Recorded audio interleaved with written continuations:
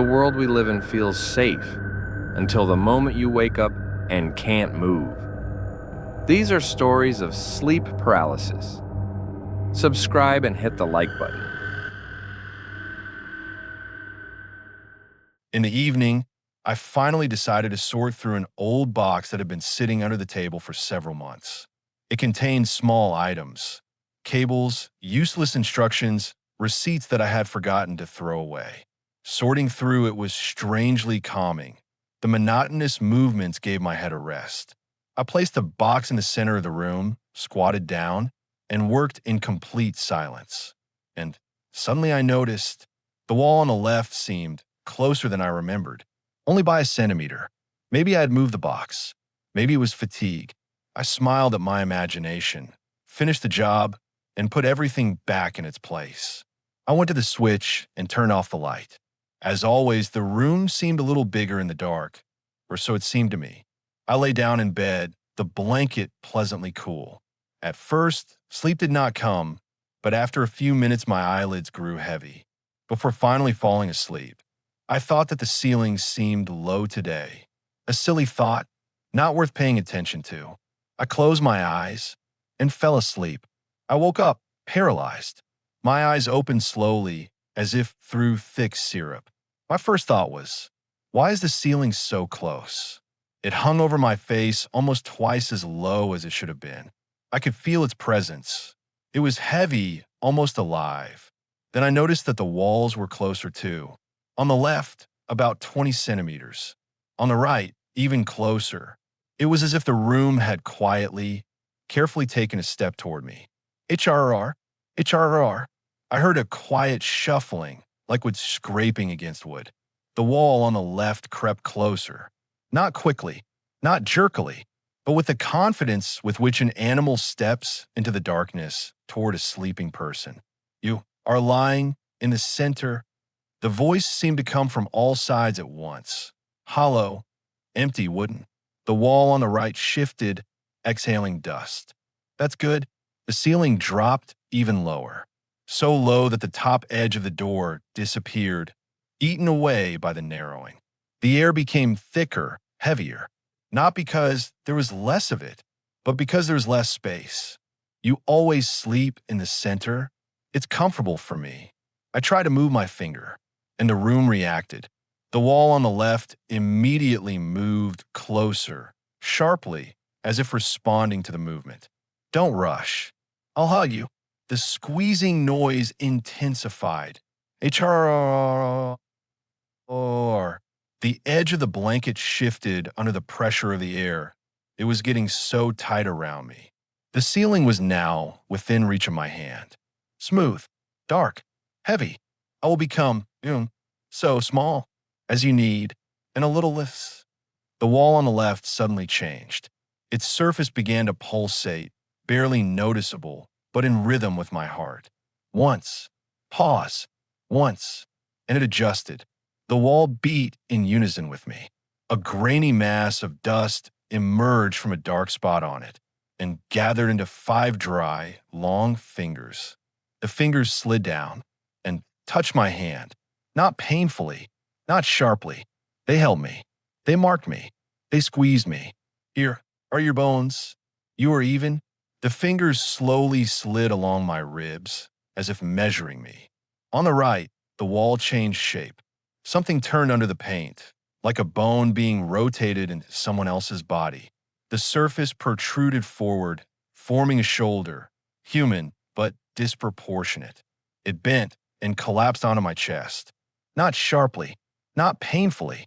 Suppression, clamping, immobility. I couldn't breathe fully. When you breathe less, you hear better. The ceiling swelled from above. Something resembling a torso, an inverted, deformed body, began to protrude from its lower surface. It descended, radiating heat, and lay on top of me as if trying to take my shape. You are so warm. I like the shape. Nearby, in the ceiling, a dark hole widened. A head emerged from it, not entirely human, but very close to human. Made of dust, plaster, dry paint that rippled like muscles. It had no face, only hollows. In the hollows, darkness, darkness that breathed. The head leaned toward me and touched my forehead. The ceiling pressed down lower. My right shoulder pulled down. My left fingers squeezed tighter. The floor rose with heat.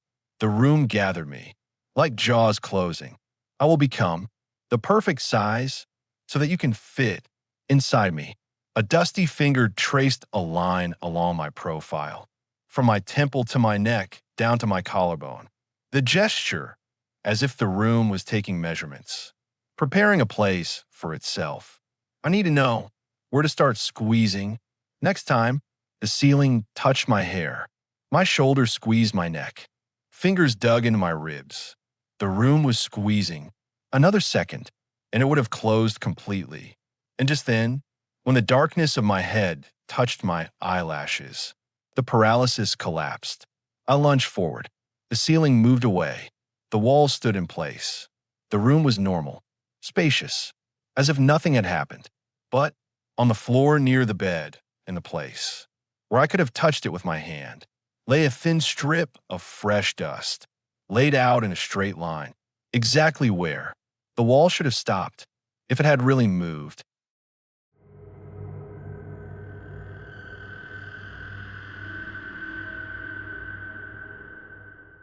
In the evening, I spent a long time doing little things, rearranging furniture, wiping shelves, changing bedding.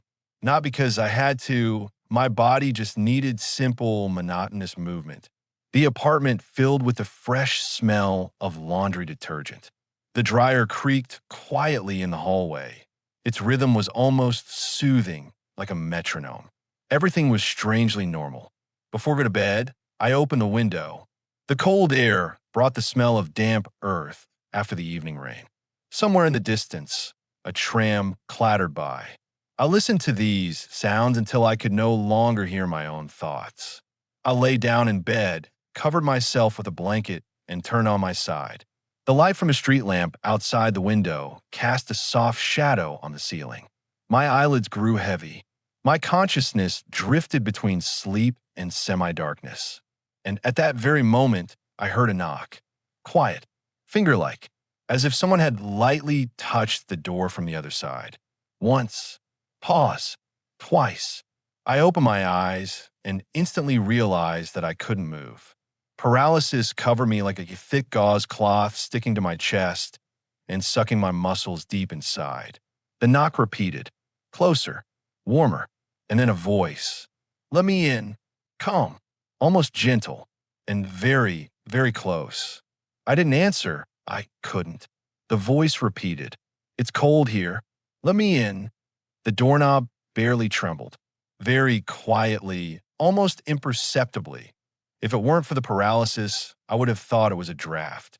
But the window was already closed. I've been standing here for a long time, the voice continued. Open it just a little, please. His tone was too human, too familiar. And then again, a second, louder knock. Why aren't you opening it? The voice became muffled. I'm begging you. Just let me in. The handle turned again. The door creaked softly, as if someone had placed their hand on it. And then, very close by, right next to the keyhole, a whisper sounded. I know you're not asleep. Open up. I won't hurt you. I just need to be inside. My body wouldn't obey. I was glued to the bed. Another knock. Louder. Let me in. Silence. Let me in. Silence. Let me in. The voice began to repeat this rhythmically, monotonously, tensely, and each time it became lower, closer, until I suddenly realized it was no longer at the door. It was whispering from the crack under the door. Can you hear me? I'm almost inside. A shadow ran across the door, flat, long like a snake. The wood bent slightly when someone ran their fingernails across it from the other side. Let me in. You don't want me to come in myself. I want to turn my head away, but it was useless. My view was blocked. My body was breathing in gasps. At that moment, the blanket suddenly tightened on its own, as if someone were pulling it down. It dug into my shoulders, pinning them down. The pressure wasn't painful. It was sharp, cold, and very focused. Something moved under the bed. At first, It felt like a vibration, then like a slide, then like a weight. The mattress sagged underneath, right under my foot. Someone was there. Someone was crawling slowly, almost cautiously. A cold touch touched my calf, grainy, as if made of sand, held in the shape of a hand. It slowly slid upward, to my knee, to my thigh. It paused. It pressed lightly. It scanned. It measured. It studied. "Here," whispered a voice so close that I felt the vibration in my throat. "You're warmer here." The blanket tensed. It felt like it was being held by dozens of thin fingers, pulling gently in different directions, revealing the contours of my body. The fingers slid across my stomach, pressed lightly, moved upward. An invisible hand touched my chest. A cold line ran between my ribs. "Why aren't you opening it yet?" "I'm so close." The wooden frame of the bed knocked quietly. Knock, knock. Not from the door, but from below, as if someone had knelt in the narrow space between the floor and the mattress and started banging their head against the wooden structure. Then a shadow. First, a thin strip. Then the edge of shape. A hand crawled onto the edge of the bed. Long, blurry, almost liquid. The fingers looked as if they were made of shadow and dust. They moved in waves as if testing the air. The first finger touched my cheek. Cold, warm, cold again, as if two different liquids were flowing inside the finger. The finger rose to my temple. It stopped there. It pressed on a very specific point, as if searching for the pulse of my brain through the bone. "Can you feel it? I'm already inside." Partially. The hand lifted the blanket a centimeter, peered under it, if you can call it that, and slowly, very smoothly, began to draw closer to my face. Then a shoulder stretched out of the darkness under the bed, curved, disproportionate, as if assembled from shadows, trying to replicate human anatomy. The mattress sagged more. The weight lay down next to me. Something rose and slowly, incredibly slowly, lay down on the bed on its side so that it could feel my warmth. And then a head appeared. Not human, but eerily similar in its irregular details.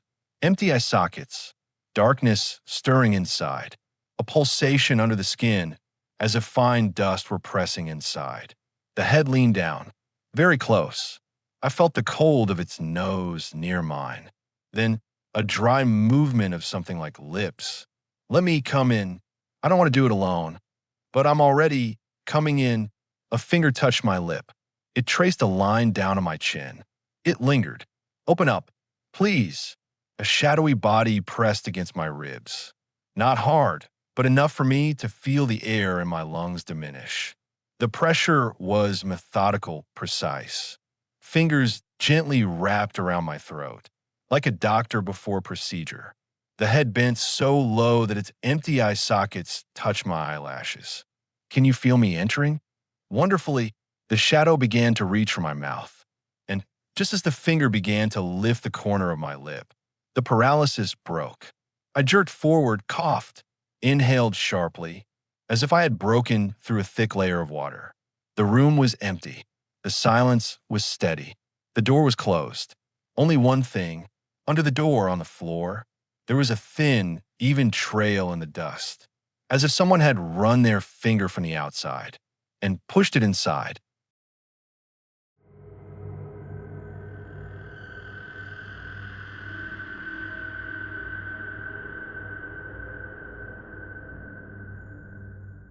In the evening, I walked around the apartment for a long time, rearranging small items, wiping surfaces, changing the bedding. Not because I had to, I just wanted to keep my hands busy. The smell of fresh laundry detergent hung in the air, and the dryer creaked rhythmically in the hallway like a metronome. Everything was too normal. After my shower, I opened the window. A cold breeze blew into the room, carrying the smell of wet earth after rain.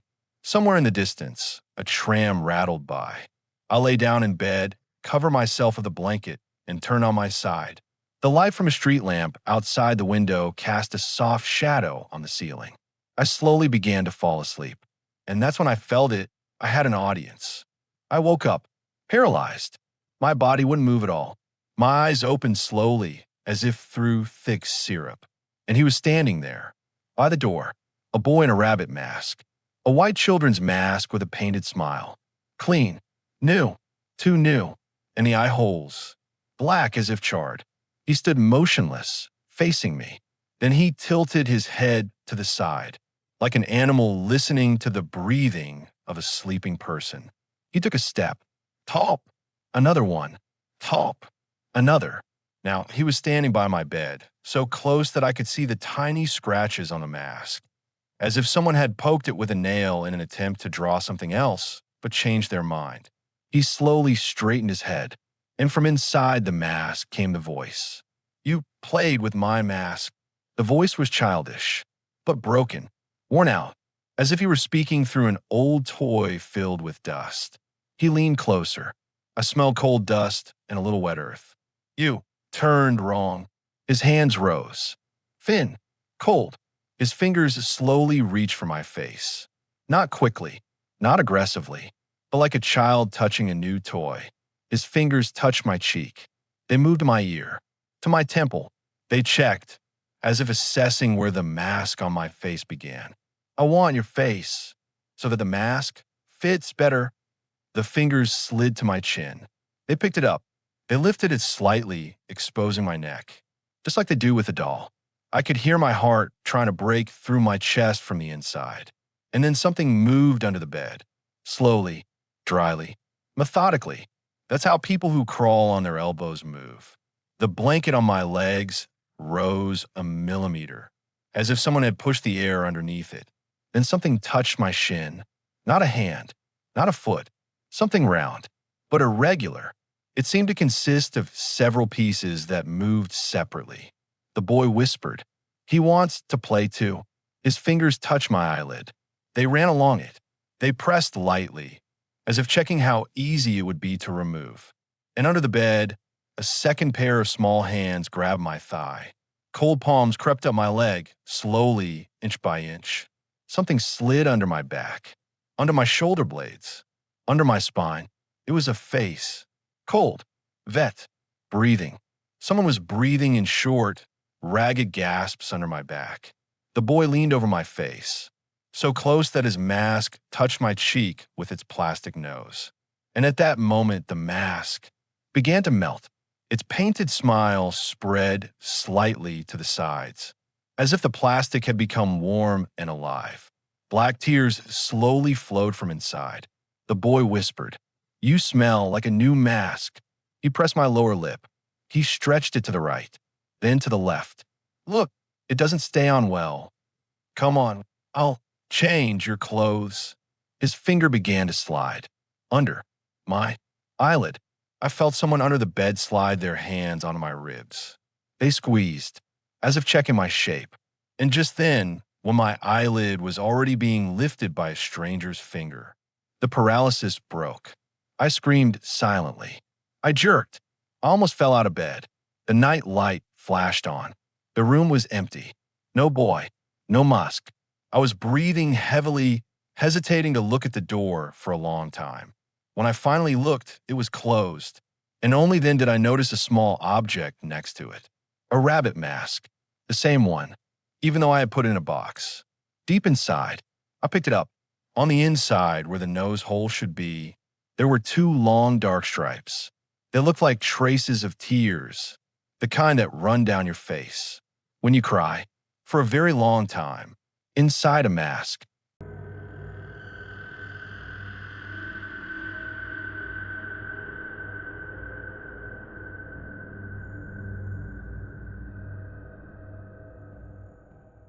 In the evening, I sat at the table for a long time, trying to finish writing a message that wasn't even important.